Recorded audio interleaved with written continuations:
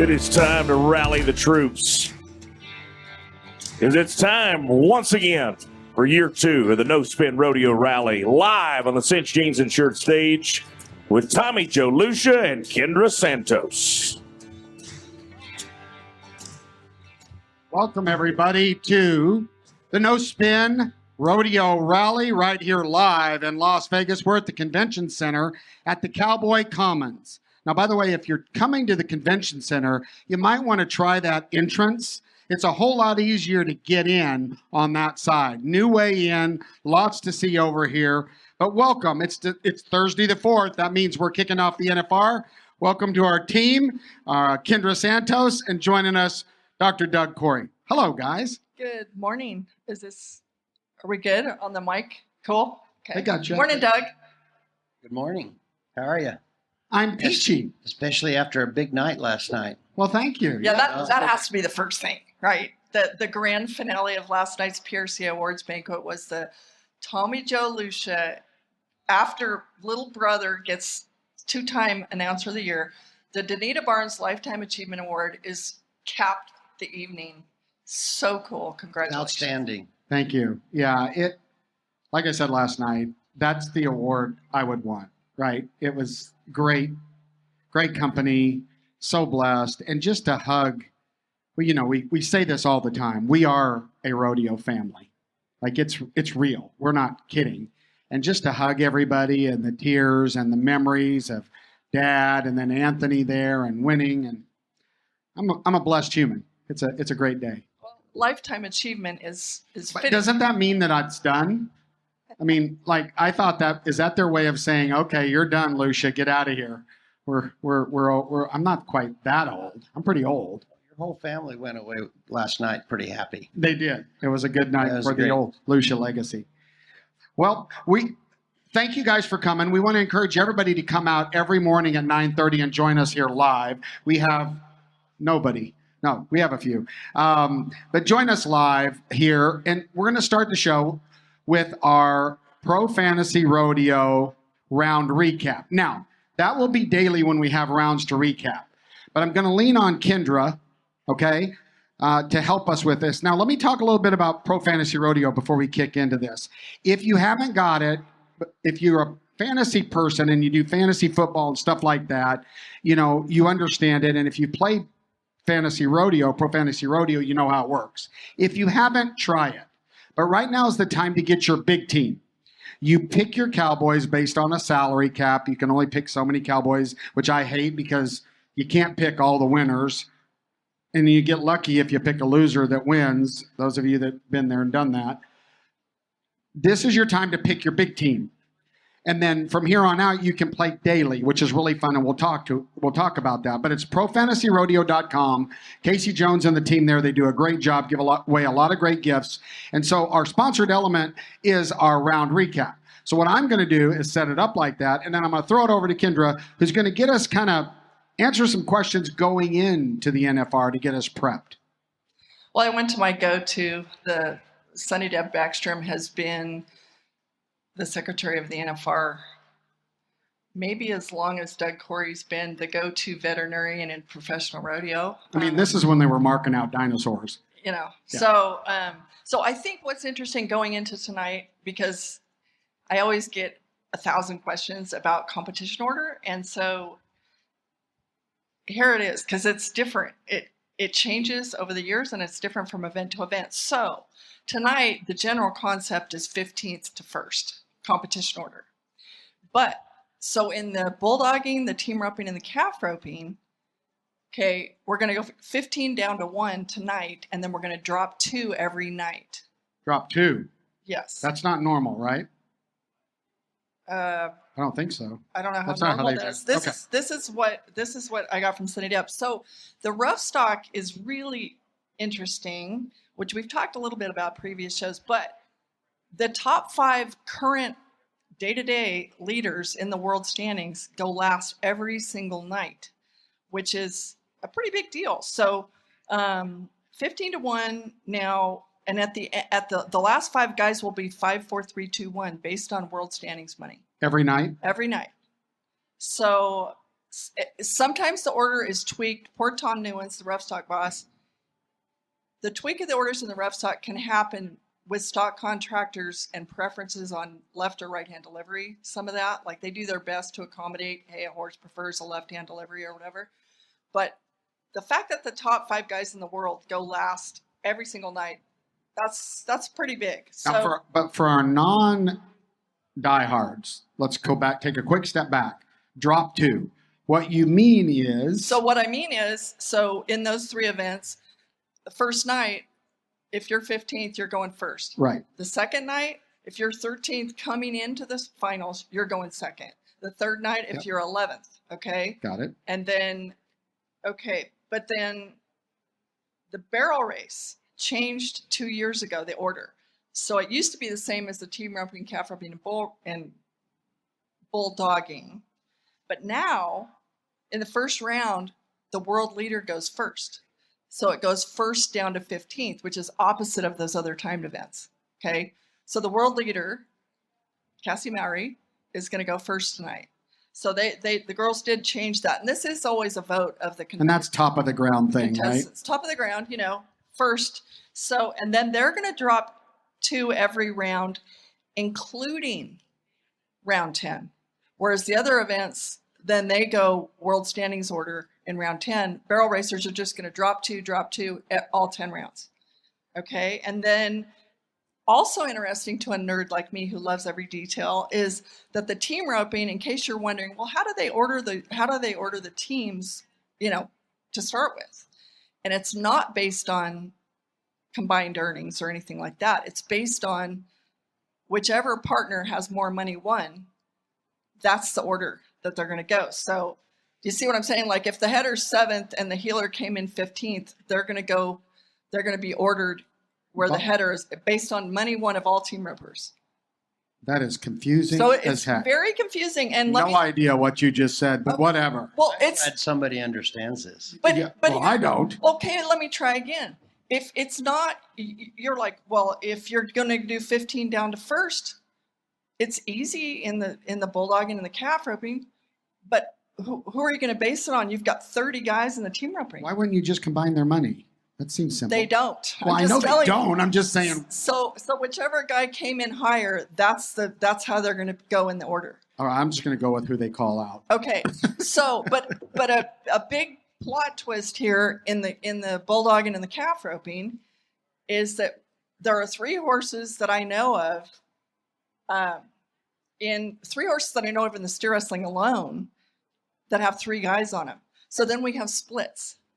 And they did some special splits this year, like, okay, in the calf roping, I'm just going to jump to there. Peso, the buckskin of Logan Bird, very famous, little short score horse. Ty and Joel Harris and Kyle Lucas are riding him. They got a special approval to split them by 3. So that goes back to the headaches of the secretary, and to do that.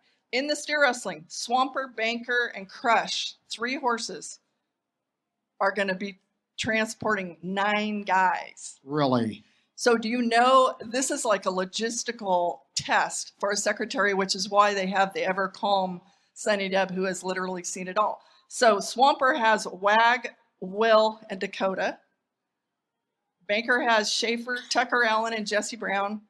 And Crush has his owner, Ty Erickson, Rowdy, Parrott, and Stetson Jorgensen, which Mabel couldn't come this year. She's been a mainstay here, and she's not here. So splits are going to be a big fat twist. When I'm just telling you, my messenger and my text messages, why did these guys go last night? This is all the little reasons why. Well, and when you talked about lefts and rights a little bit for our non-rodeo people, the way that these rough stock animals exit the chute affects how they buck. And so a left-hand delivery animal will turn out to their left, and there's some that turn out to the right. Why then would it be such a big deal? Why could that be so complicated? Well, because remember the NFR is timed down to the second. And if you have 3 left-hand deliveries, right, and the stock contractor wants his horse in the back chute, you would have to roll the guy in, let the guy get on before he could nod his head. So what do? they mix it up a little bit so they can go over and get a right-hand delivery, say chute number 4, and then jump back over. And it's all about production and pace of game. And so I think that's cool. Now I have a quick question that just came out of the blue for me. Two, because you're with Oat, you should be able to answer this. Maybe both of you can. How much is too much to run on a bulldog and horse? I mean, is a horse better the first run? So these horses are running 3 runs. Is that a lot, or is that not much for them? I don't know. It's horse to horse. Oat came out of the steer wrestling capital of the world under the Duval's tutelage, and they never turned anybody down. I mean, Roy Duval let Oat Berry ride his horse of the year when Oat was in high school, doing the Nestea Challenge at the NFR in Oklahoma City, right? Like, and told him, hey, you can get back on and double jump him if you want. And that was the horse of the year at the NFR, right? So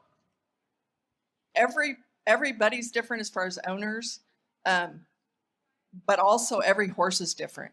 And every once in a while, you know, there are some horses like a Crush that is solid as a rock and start to finish. If 10 of them rode him, I swear that horse would just do it. He's locked in, you know. But every once in a while, a hazing horse or a bulldogging horse here, it really is like the cowboys describe it. It's like nowhere else, where it does feel like 17,000 people are on top of you, and the horses feel that too. And so if somebody kind of spins out, I mean, we had a major horse change right in the middle of it last year. Yeah. Because you can't jack around. Also, if you jack around too much in the box, first you get fined and you can potentially get turned out because you can't hold up the show. That's never happened. It's come really close, and I've been a participant in how hard it is for people watching. But so how many? I mean, these 3 horses have lit it up all year long, you know, and they in all conditions. But here, and I can't wait to find out. Now the burning question for me is, why is Dakota Eldridge wearing a walking boot? Like, I heard he dropped a panel on his foot, but I want to know more about that. When he went down the runway, I saw that because I was really concerned about the steps at the end during the back number. Oh, Oat almost face planted. I saw. And I saw Oat almost took a header. Watching who are going, why is Kendra wearing a XX jacket? It's because you mentioned Oat. Did he get that for coming? This is tonight is throwback night. But is that an original? This is a very, very old NFR jacket. And so that's why I'm wearing a 2X today. And the 1985 champs are opening the show tonight to celebrate 40 years here in Vegas. So back on the steer wrestling horses, and you probably know the answer, and every horse is different. But what do you think of some of these arenas that are a little smaller, such as the NFR arenas, small compared to, say, Cheyenne or Pendleton? Well, it's huge because the start here is so vital, and the start is almost nothing. Like, it's almost like you have to take the chance that the steer is going to start. Every once in a blue moon, they don't. But if you are late here, the buck and shoots come really fast. Just ask Rod Lyman, right? And so what you're asking for here is so special, especially in the bulldog and especially in the team roping. You know, the team roping, we got to deal with this left wall. And so in the steer wrestling here, it's like you cannot be late because the back end comes too fast. So you got to take that start. You got to ask for them to give you a flat start. You've got to ask for them to let you, if the opportunity presents itself, here's your shot right here in front, you know, and to put you in the right spot. And then they're supposed to go from 0 to 90 right out of the blocks, and then somehow get stopped before the back end, which comes so fast here. So there are some of these spectacular horses are great everywhere, but you know, I don't think that they'd be riding, say, in the calf rope. And Peso is like for Calgary, for the Thomas and Mack, you know, and probably not what you're going to take to Cheyenne or Salinas. But these horses, these bankers and swampers and Crush, they're extraordinary everywhere. And to have that amount of run and still have that control is a pretty spectacular combination. Well, that's been our Pro Fantasy Rodeo round recap before the round actually happened. So thank you, Pro Fantasy Rodeo. Go to profantasyrodeo.com. Since he's already spoken in our roundtable, we thought it was very appropriate to bring in Dr. Doug Corey to our roundtable here. Renowned is a fair word, which can also mean been around for 42 years. Renowned veterinarian and expert in a lot of things. Now, nobody's a complete expert in anything, but we thought it was appropriate given the top storyline, which we'll get into, of the 2025 NFR. So welcome to the show, Dr. Doug Corey. Thank you. And first of all, I'm not an expert on. I knew you were going to talk say that. about. I know. There are a lot of people around the country that are a lot more qualified to talk about this than I will. But there's a lot of experts on best. Facebook, and I'm pretty sure that half of them don't know what they're talking about. So you're definitely an expert. Okay. Compared to the keyboard warriors. That's what we're going to talk about. Okay. Well, tell us a little bit about, I'm going to let you, do some background with us. Tell us how it all started. Why are you still here 42 years? What do you love about it? Where'd you start? Well, this is interesting how I got started in it. There was a bull rider, Brian McDonald, and Brian was around, and he and I judged I believe it was a Miss Rodeo Oregon and maybe a Miss Nevada Rodeo Imagine Nevada. that. Yeah, imagine that. And we did that back in the early 80s, like 80, 81.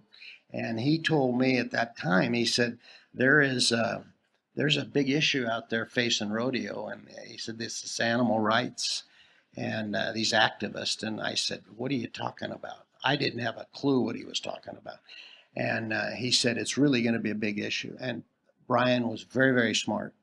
Turns out he was right on. He said, there's going to be a meeting with, I believe it was John Growney, Doc Etienne, who was an attorney out of Salinas, Jack Roddy, Bob Ragsdale, and a couple others, and we were going to meet in Houston. And so we met in Houston in, I believe it was 81. Oh. Could have been 82, but anyway, back then we started talking about it. And at that time, Jack Roddy and Doc Etienne had been tracking a lot of different things that a group called ALF, Animal Liberation Front, had done. And they burned some buildings and things, and they were tracking this. And so we formed a committee, the PRCA Livestock Welfare Committee. It's changed names several times. And Doc was the chairman of that for quite a few years. And then I took over, 24, 25 years ago as being chairman when Doc decided to slow down.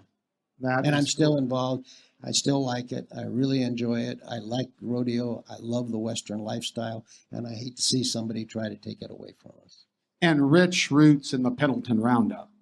Fair? Yeah, yes. Well, we're very tied. If you're from Pendleton, you're tied into the Pendleton Roundup, probably. Yeah, and my family's been very involved in the Pendleton Roundup and the Happy Canyon Night Show. So, yes. Fantastic. Mm-hmm. Fantastic. Well, so I'm going to let Kendra kick it off. But if you're not aware, if you've been under a rock, EHV1 has caused a nightmare for the producers and promoters of events, but especially the Super Bowl of rodeo right here in Las Vegas, and of course the World Series of team roping. And correct me if I'm wrong. First, we probably ought to, what our goal is today, everybody, is to clarify the facts, the stuff that we know, because there's a lot, as we all know, you can literally read Facebook, right, Kendra? And one post says, don't go anywhere, put your horse in a Ziploc bag in the freezer for 21 days. And another post says, oh, this is just like COVID. You don't have to wear a mask. Go wherever you want. It's been around forever. So we're going to do a little bit of Mythbusters. So we're just going to open it up with you telling us, what exactly is this virus? Been around forever? Can you fill us in? EHV, well, let's start. It's a latent, it is in almost every horse. It's a latent virus, DNA virus, that's in probably 85% of all horses. When does it come out? There are two main ones, EHV1 and EHV4.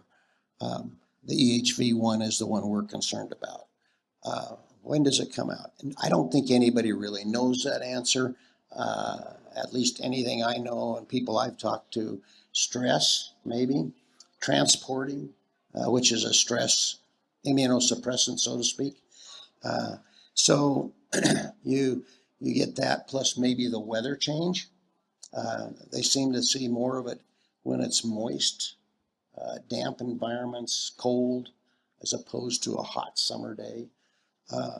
So maybe that's what stressed it. This time, and we've seen it. I mean, it's not as though it's brand new.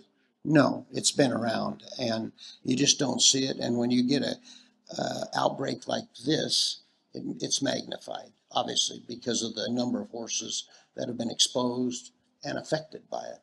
So, and the EHV1 is mainly respiratory, can cause abortions also, and EHV1 can then sort of morph into EHM, which is myeloencephalopathy, which means essentially the myelo means spinal cord. So it'll affect get into the brain get the viruses in as viremia, gets into the bloodstream. Then it affects the vasculature, which are the blood vessels, inflames the blood vessels heading into the brain, the blood-brain barrier, and those swell up essentially, and then they blood clots, and so a lack of blood supply to those spinal cord and the brain can cause the issues there of the neurologic symptoms. Now, if they go to EHM, right?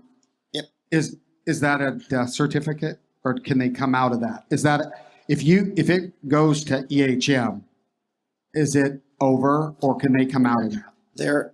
Well, that's good. That's a really interesting question. I think that, and I have to remember the statistics, but about 80, I believe it's about 80% of the horses that come up with EHV1, about 40% may show some form of neurologic symptoms. And then you're down to about 10 or 15% where the neurologic symptoms get really bad. I see. And then, so I think that's really important. This outbreak, I believe when it started in Waco, I think there are like 60 cases all around the U.S., not all of them tied to Waco. They're trying to, I think in this outbreak, there's like 44, 45 cases tied to the Waco.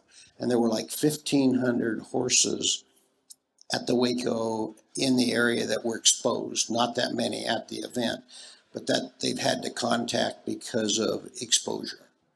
Of those, and this is where it's sort of interesting, I think, the data that I'm getting right now from this morning, that 5 are confirmed to having been either euthanized or died from the neurologic form. And this data is available on the Equine Disease Communication Network, EDCC. You can pull it up online. You people listening, write this down, because you can go look this up and get current, accurate data, the same that veterinarians across the country are looking at. Is that correct? That's right. And if you can't get your veterinarian on it. And it's put up by the American Association of Equine Practitioners. It has been a great tool. It's pretty accurate. I mean, they try to keep it up daily. So it's the numbers are there.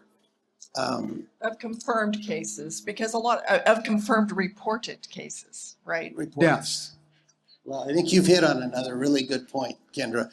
We don't know how many cases there are out there that may have gone home and somebody didn't report it, because it is a reportable disease. If your veterinarian sees it, he needs to report it to the state that you're in. And obviously, But there's going to be a bunch of them that don't want to do that because their place is quarantined, right? possible.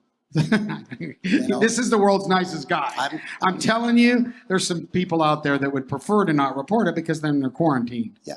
So back to your other question about can you treat the neurologic form? There are some thoughts depending on how early you catch it. The symptoms are obviously, maybe ataxic in the hind end. Maybe they dribble urine.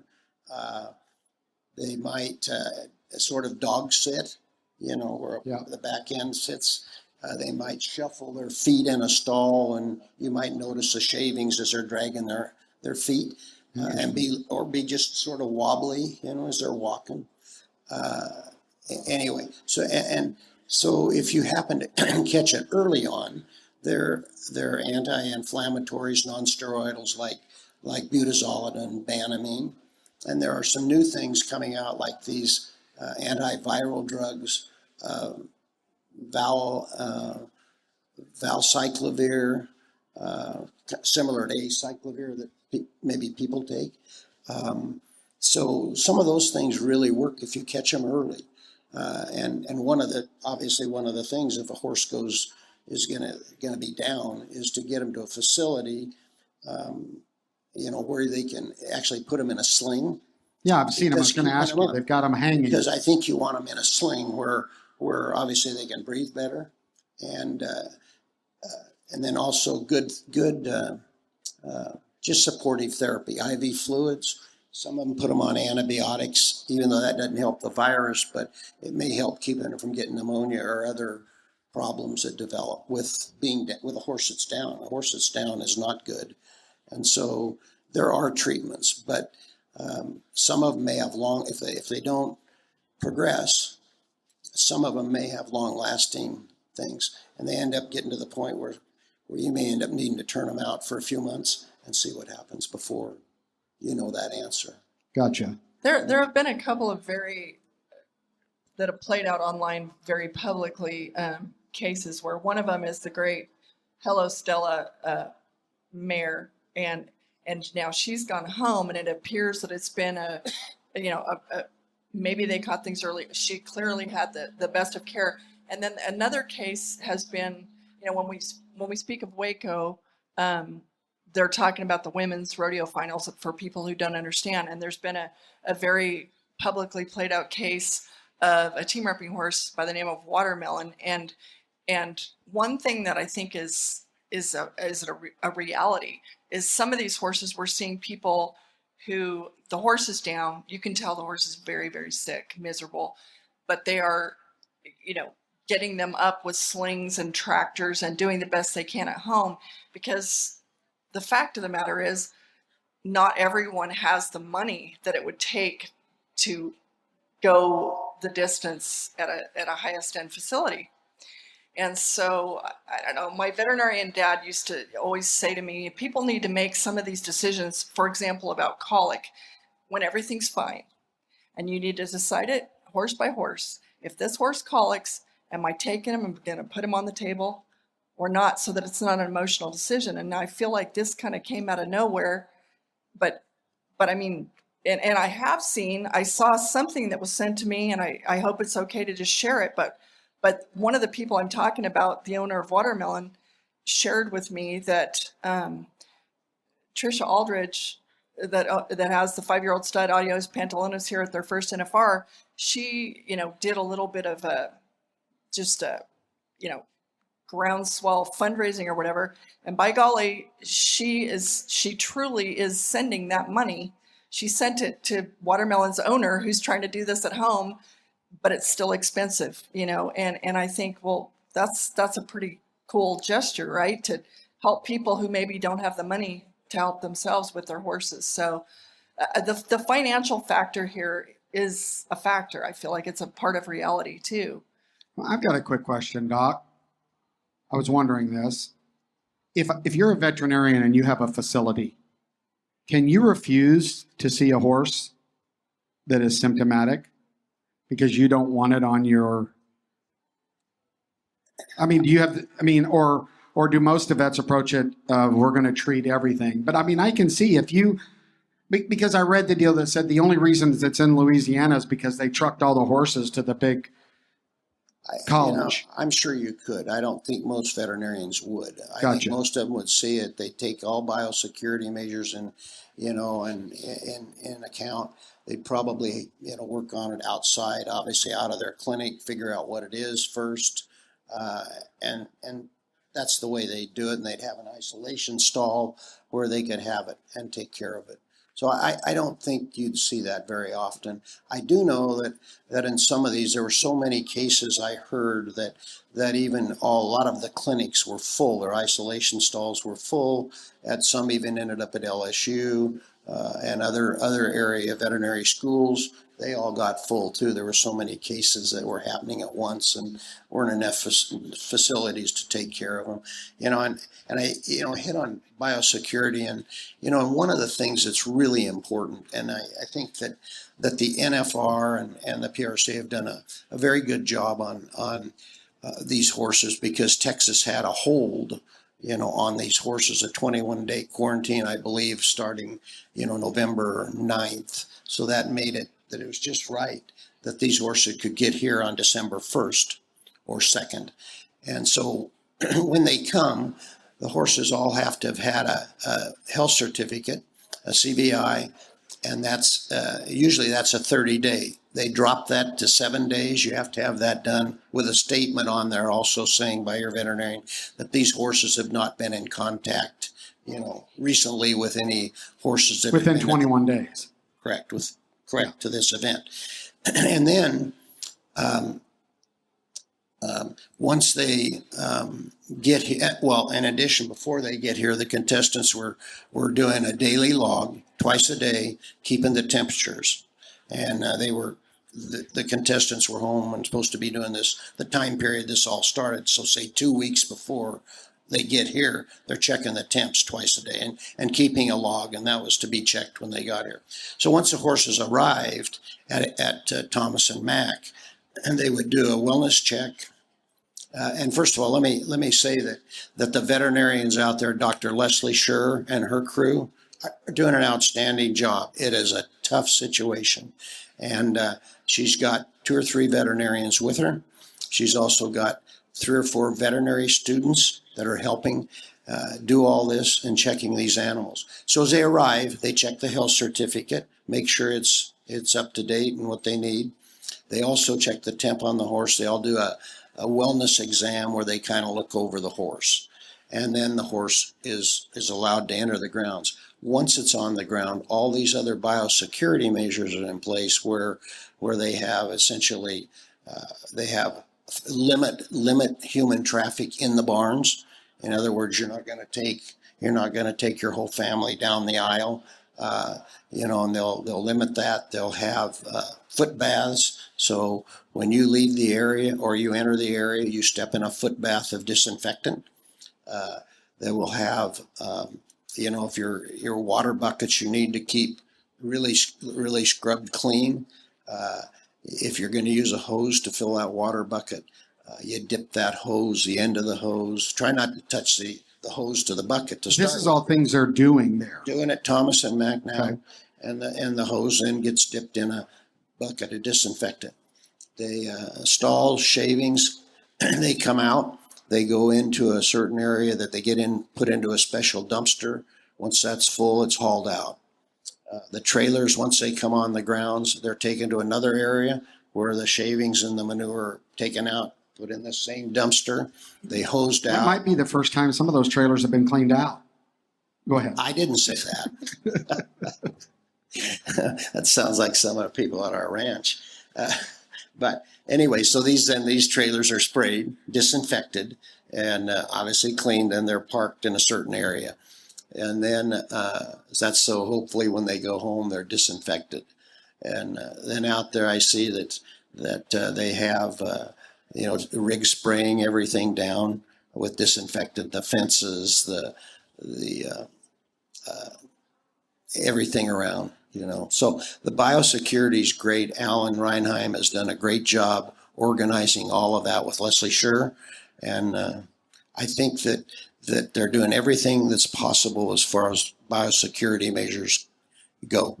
I think one thing that is interesting for people to know is that this is the first time that I've ever known of where contestants were not allowed to take, once your horse is at the Thomas and Mack, your horse cannot leave the Thomas and Mack for the duration, right? Because in years past, a lot of people, a number of people, quite a few, made accommodations to keep their horses off campus, right? And so this year, that is not allowed, correct? I believe that's correct, that all horses are staying on the facility at Thomas and Mack.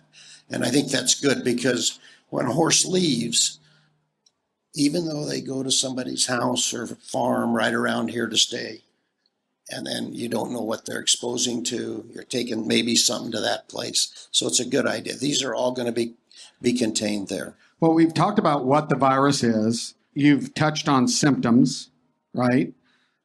So let's get on to the really big thing, which you're touching on now, but let's talk about transmission. Let's try to clear up some of the stuff on transmission. Because if you remember in our COVID days, right? I mean, this is a virus, and it reminds me a lot of how the culture reacted to COVID. There's a lot they don't know. I mean, if you think about what you just said, that means every year here, it's 85% of the horses probably had the dynamite in their system. It just hadn't been lit. I mean, that is, and that's what's so interesting about this. And I think some of the big things that people really need to do is vaccinate. You vaccinate for the virus. And it is not something that is real protective for the EH, the myeloencephalitis part, the neurologic form. But it is very good for the respiratory.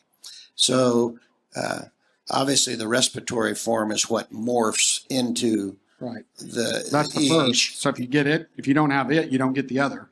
Probably, yeah. But the symptoms, you check the temp. The temp may spike anywhere from, that's why you check the temps. The temp may spike in 24 to 6 days, 24 hours to 6 days, and you don't know when. That's why they like to check it 2 or 3 times a day. And if you're starting to show a temp, that's when you need to contact your veterinarian on this deal, especially with this outbreak, because they need to be able to test it. So help clarify transmission, because I want to get into this sloughing thing and all this other stuff. Well, as I said earlier, this virus is in probably 80% of the horses. It's a latent virus, and stress may bring it out. If a horse starts coughing, it's an aerosol, and could be in the mucus. If they've got a snotty nose, that may end up on a water bucket, and it's in the air. There's talk that this virus, might be in the air because of within 30 feet. If you're within 30 feet, it's not going to probably travel miles. But if it's in the air and you're in a barn, that's sort of a closed-in barn, and a horse is coughing, probably could go 30 feet or more. 30 feet. Well, or more. We're hearing so many stories like from Waco at the women's finals where, so many people are coming forward now and saying, I was out at my trailer. I came in, I was in the warm-up arena, area for literally a minute and a half. I made my run and I went back to my trailer or whatever, and my horse is positive or whatever. But what I remember about our human COVID was being told things. It too was aerosol in part of it, social distancing. But I remember being told. I think it was Tandy Freeman of all people. You might go to the grocery store and somebody coughs or sneezes in that aisle, and then you come around the aisle and you're stepping right into all the particles that are still in the air. I mean, is that something similar? I think it's possible. And I think we really don't know all those answers. And I think that's part of the issue. But it is obviously nose-to-nose contact will definitely do it. If you've got stalls without dividers in between them that are solid, that's not good because they're going to touch noses. But if one horse is coughing in one stall, it'll definitely go. How long can the virus, if a horse rubs his infected nose on a panel and it's a nice dry deserty air, how long can that virus be alive on that I know you can't give me I exact, know, I but is know. it like an hour or a week? I think it can be up to 28 days. Holy But, moly. but that also really depends on the environment. And because I think most people talk, 14 days, but that's really difficult because I think it all has to do with the environment. And that brings up a whole nother good question. Once these stalls, are used, or even at home, if you've got a horse at home, you need to really clean these stalls well. And that means, if there's spraying them down, scrubbing them with disinfectant. You can use a bleach solution, a 1 part bleach to 10 parts water solution, Novosan disinfectant on these stalls and scrubbing them really well. I think that's really, really important. Cleanliness is obviously, between people, you want to wash your hands. After you're done with your horse, wash your hands. Don't go touch another one. Don't share halters. Don't even lead ropes. Don't share them. Any of your tack, keep it separate. Would this be the greatest time ever to put a horse out in a pasture? Just let him be a horse, if people have that luxury. Sure. Well, Yeah, so pasture's a good place. this was a stupid question, but I'm going to ask it. If you double masked a horse, would it slow it down? I think you probably No, listen. could. We were all told to mask up. That's a valid. What are you two chuckling for? Because think you could. I'm thinking you mask them. If you double mask them, I mean, why?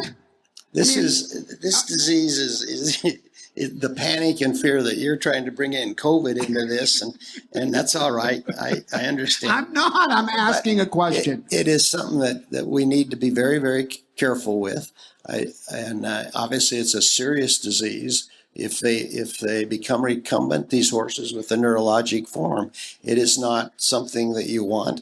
And as is quite obviously, some of them don't make it through the form of neurologic form. Is it possible for a horse that is neurologic to make a complete comeback? Is that possible? Yes. Okay, that's that's good great news. news. Yes. That's great news. All probably just like anything, timing, how soon they're treated, how they're treated. I think it's obviously, Kendra, on that. It really makes a difference when you catch it. Right. I feel like the comparison when we talk about COVID and the EHV1, for me, it feels so similar because some people want to panic, and then on the flip side, some people want to say, "Oh, it's just a crock, it's a hoax, it's just complete joke." And to those, though, I say, I think most of us have experienced COVID, but it's not a joke if you're Leo Camarillo or a dent in pain and you died. That's correct. So you don't know if you're the one, right? Is that not similar with a horse? Like there was one horse that probably at Waco. Now we're going to need you to keep that mic where your face is because we couldn't hear you. Oh, all right. Well, there was one horse probably at Waco that started this. I mean, one horse probably came in shedding the virus, and as he was shedding it, he spread it to some others, and before you know it, we had the problem. But they can shed with 0 symptoms. Yes. Correct. So you can have correct. So my question is, you go through all these protocols, but I guess if they weren't exposed 21 days, that's where the 21 days comes, because the theory is they weren't exposed, so they should not be shedding. Correct. But I mean, to my point on COVID isn't to create panic. No. My point on it is this. Because nobody has this hasn't been headline news. It's been around forever.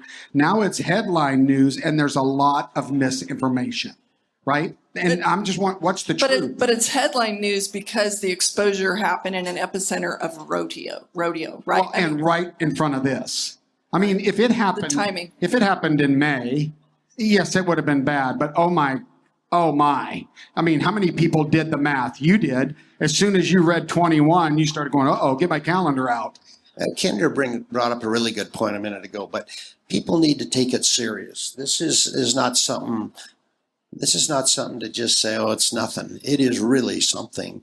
And you need to take care and pay attention to what it is. Take care of your horse. Check the temp regularly if you can, especially if you've been exposed And if you're home and you've been exposed, keep your horse at home for anywhere from 21 to 28 days, and make sure they're not coming down with it. Don't let anybody else on your farm, and for sure don't let any other horses near that horse. If you're going home, separate that horse if you were wherever you've been exposed. That's what's really important, and take it serious. And the communication part of all of this, like, I feel like it's taken a lot of courage, especially in our culture, for, I don't know that I've seen a male do this, but I've seen some women, to come forward. It takes a lot of courage to say, I saw that a young barrel racer who, I believe she was in Waco, she lives in Colorado, but she came forth publicly and said, I didn't know my horse, I didn't know anything about this when I went to 2 jackpots in Cheyenne and Wheatland, Wyoming, but I want you all to know that my horse tested positive. I've just unknowingly went to these others, and I just want you to know I was there. That takes a lot of guts, really. Well, it does, and that's the right thing to do. But the truth is, there's bad apples in every cart, and the fear is that there are those that either don't respect the virus like it should or are skirting the outbound. The honor system. Yes, and that's just, you got to say it, right? And so that begs the question, if you have one of the greatest horses ever, do you come to Clark County with that horse this year? I know that these cowgirls, especially, I haven't talked to a single, that my son Lane and I have been writing Horse of the Year stories for the AQHA that are going to roll out this week. So we've talked to a lot of, high-end horse owners, and I haven't talked to one single cowboy who batted an eye about bringing his best one. Yeah, I think that's a really good question, and it's all personal. Yeah. It's all personal, but I can assure you that what they're doing at Alan Reinheim and the general manager at the NFR, and that Leslie Scher and her team are doing everything they can out there to make sure we have no problems. Well, now, I'm telling you, I saw cases of, like, let me reemphasize what he's saying, because we've been out at the Thomas and Mack. The amount of money, time, and energy that has been putting into making this a hygiene environment at the NFR. And correct me if I'm wrong, this is the greatest gathering of horses in the world annually right here. Is that Yeah, true, and right? I do want to finish the point about that. So far, I haven't run into any cowboys. They seem a little less concerned. I mean, there's a reason. Most of them had no exposure to anything coming out of Waco. Every once in a blue moon, somebody with a daughter, yes, whatever. But that's all been dealt with. But these women with these high-end barrel horses, they're working like around the clock since all this started with their veterinarian who they trust with their life and their horse's life. And so they're not taking any of this lightly. It's not to say that the men don't care about their horses at all. I'm not saying that at all. I'm just saying it is fair. I mean, I've said it now. I said it to you guys on the drive over here. Like, okay, if you have sister, she's one of the goats and she's a mare. And if you have a 5-year-old stud, Adios Pantalones, there's no telling what his future earnings, are. But these women, these horses are family. And so they didn't take lightly the decision. It's a personal decision. I'm just saying, wow, right? Like And we can also say, I mean, I've heard for a couple of weeks now that there are a few horses that we might not see here, and I think it's now it's a public situation. The Hayland Lights horsekeeper is not going to be here, which is crushing because that's an indoor building superstar. And Cassie Mowry, reigning world champion, said on the stage at the back number night, she's going to be on the gray wheel because Jarvis is not here. And that's a crusher to all of us, but mostly, Cassie. One of the real interesting things about this is it's that right now it's a very fluid situation. In other words, it's changing as we're talking. We don't know what's going to happen next. We don't know if it's going to be, if what we're talking about today, tomorrow will be completely different. We're hoping not, because it seems like it's sort of stable and quiet right at the moment, which is really good. And but for the next 30 days, we need to pay attention. Well, and I've heard some criticisms. There's a lot of horse events in and around Las Vegas. And I've heard everything from why, but if they're containing, if the World Series is containing their premises, so is the NFR, right? And we're saying 30, 40 feet, right? This doesn't travel 10 miles. Then technically speaking, these other events probably shouldn't cause any of these horses to be more at risk or not. Well, also, similar line of thinking. There's a method for the people who are going bonkers online. There's a method to the madness of the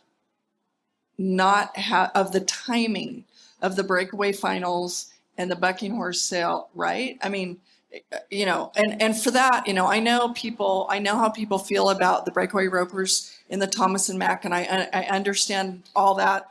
And I know some people are griping because they're like, you're going to ruin Christmas by moving it to December 22nd and 23rd at Cowtown, whatever. My personal feeling was that thank you, WPRA, for finding a way to postpone and reschedule instead of cancel. It was, it's costing them a lot of money. A first to make sure bottom line. Yeah. But the timing of over at the South Point to not have those events ahead of the World Series was very intentional, based on counting the days, like we've been talking about, right? With quarantine days, correct? Yeah, I think so. Now, real quick, I agree. Herd animals. So we're talking about all these timed event animals, but we've got just as many animals that aren't singled out, that they don't dip the water hoses. I mean, in fairness, right? That they're not, do we know, are the rough stock horses? Because if that ever got into a herd, then it's much more disastrous. Well, the rough stock is in the same area at Thomas and Mack. So they're all getting the biosecurity measures. They are. So the rough stock stuff runs through the foot baths and all that stuff. Okay, good. And they're all getting sprayed down the panels, and so they're doing, as I said, the best we can. And we keep talking about 30 feet. It could be 40 feet. I don't think anybody knows. They say 30, but you walk a horse down an aisle out of a barn. What is it? 5 feet to each side. Well, but that's the same thing. If you've got a 10-mile-an-hour wind and a horse sneezes, it's going to carry that sputum. Hey, look at there. I'm probably further. Yeah. Right. And it may, by then it's probably going to die out by the time it goes very far. But at the same time, it's a very contagious virus. And this strain, for some reason, people seem to think it's a hotter strain, a more virulent. Yeah. Mm-hmm. Talking to one of our NFR pickup man, Tyler Kraft, the other day, who runs the ranch at Calgary, is in charge of all these high-end bucking horses and stuff. And I don't know where they landed on this, but he was chuckling the other day. I was talking to him about his horse of the year baby, pickup horse of the year. But I'm like, so how are they going to handle this with the bucking horses? And he said, I heard something about doing nasal swabs, and he said, I'm going to get a front row seat because this ought to be good. I don't know if they will actually attempt that or not. Some of these horses aren't exactly Well, if you think gentle. about the testing, this is kind of an interesting topic, and we're running out of time. But if you think about the testing, correct me if I'm wrong, it's not 100%. And if you really start to think about the testing, when you test them, how you test them, how effective would that be in eliminating an actual case, right? Fair. That's similar to COVID in a way too, because isn't it basically like, to me, my feeling when all that was going around with all of us was like, if you're sick, stay home. Isn't that something similar here? Well, that'd be great if they do that, but as well as I do, that may not always happen. There's a lot up for grabs here, and the testing is is good. I mean, there's a PCR test which is very accurate, but you can also get some false positives. So in other words, you'll have somebody will be a positive. So if it came back positive, they'll probably isolate the horse, and then they'll retest it, and they'll see if it came back again positive. Yeah, but that opens up a whole can of worms. That's the same thing as when they test the barrel horses for juice. You know, you test them, you get a positive, you don't let them play. It was actually a negative. Next comes a lawsuit. So, you know, what we should stress here is that nobody on the promotion and event side in this town is taking this lightly, and neither are the competitors, as far as we know. The big thing to me is if you've got a question, check your temp. Start checking it twice a day or 3 times. Not your temp, your horse's temp. Excuse me. Yes, your horse's temp. You might want to check yours too. Yeah. But anyway, you're checking that. Reached toward his bum with his hand. So I said I was going to, you need to disinfect the probe before you go ahead. Yeah, and then once you do that, if you're starting to feel like you're having problems, contact your veterinarian right away and get him or her definitely involved in this because, as I say, it's not something to take lightly. You know what I think really quick, because we talked about it ahead of time, and it's vital to the big picture of rodeo on the veterinary front. We need more young veterinarians with a passion like you for rodeo. We need more people coming behind you who love it like we do, right? Yes, and thank you for bringing that up, Kendra. That's a big issue, is getting veterinarians involved in rodeo and large animal veterinarians and equine veterinarians. And to stay in, that's been one of the shortages in veterinary medicine, is getting these equine and large animal veterinarians. And actually, we've formed a group, a rodeo veterinary advisory group, and the group is essentially myself and Ben Espy from San Antonio, and Dr. Leslie Scher from here, and Dr. Greg Veneklausen, who's in Texas, and Crazy doc. That's all I like to call him. He is the authority on breeding in animals, cloning and embryo transfer, and anyway, and the authority on bucking horses. But anyway, it's really important, and we've got some backing from Zoetis, who wants to really try to help stimulate these young veterinarians. And that's why last year we had 2 interns here with Leslie Scher. This year we've got at least 3. I don't know if it went up to 4 yesterday or not. But anyway, we're trying to get them very, very involved and working with committees maybe to bring in some of these young students to their rodeos and try to get them with a rodeo veterinarian. Mm-hmm. Really important. All right, Kendra, final thought.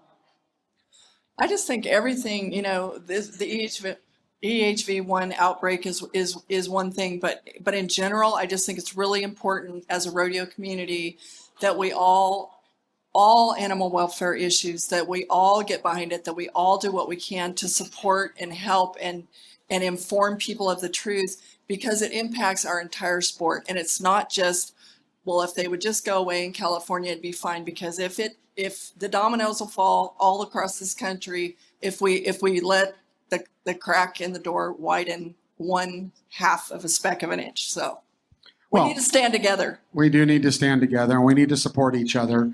And one of the precautions, which I think is just staggering, that I think is public knowledge, is that there will not be an NFR grand entry on horseback. Well, that's what I'm hearing. Is it stick horses? Because if it's dudes just running with flags, there's going to be a handful that are.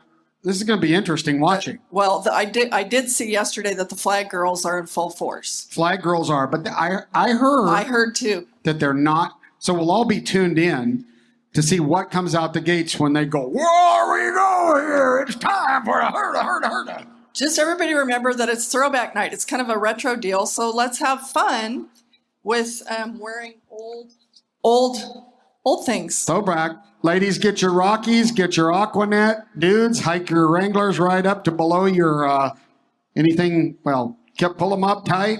And it's throwback night. And we want to thank all of you for being a part. Thank you, Dr. Duck, for being a part of our show. Thank you, Kendra. Thank you all. I hope you enjoy the 2025 NFR. We want to encourage you. You've got until the first horse bucks, that first bareback horse, to get your Pro Fantasy Rodeo team. After that, you can play daily. From Kendra, myself, No Spin Rodeo, the doc, be clean, do it right. Thank you for being here today. God bless all of you. We'll see you tomorrow at 9:30. Come to the Cowboy Commons, 6th stage. Tommy Joe Lucia, Kendra Santos. We'll see you tomorrow.